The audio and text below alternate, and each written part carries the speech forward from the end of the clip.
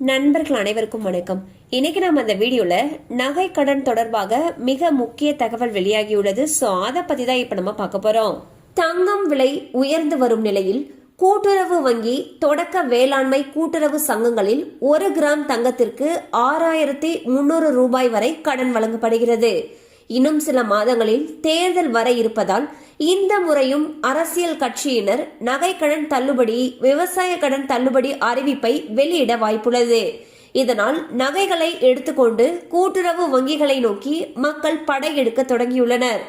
இதனால் பொதுமக்கள் தங்கள் நகைகளை எடுத்துக்கொண்டு கூட்டுறவு துறைக்கு சென்று நகைகளை அடமானம் வைத்து கடன் பெற்று வருகின்றனர்.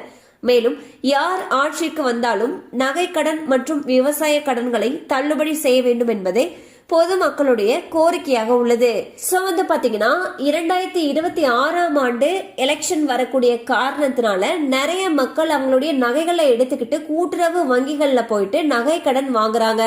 ஏன்னா கடந்த முறை வந்து பாத்தீங்கன்னா கூட்டுறவு சங்கங்கள்ல வைக்கப்பட்ட நகை கடன்களை தள்ளுபடி செஞ்சாங்க இல்லையா, அதன் காரணமாக இந்த முறையும் தள்ளுபடி செய்வாங்க அப்படிங்கிற நோக்கத்துல மக்கள் கூட்டுறவு சங்கங்கள்ல நகை கடன் வாங்க ஆரம்பிச்சிருக்காங்க.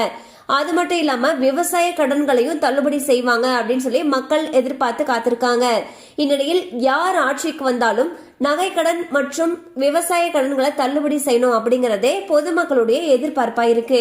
கண்டிப்பா இந்த அப்டேட் உங்களுக்கு பயனுள்ளதா இருந்திருக்கும் நம்புறோம். மேலும் இது போல அப்டேட்ஸ் உங்களை உடனே ரீச் ஆகணும்னு நினைச்சீங்கன்னா நம்ம சேனலோடு தொடர்ந்து இணைந்திருங்கள்.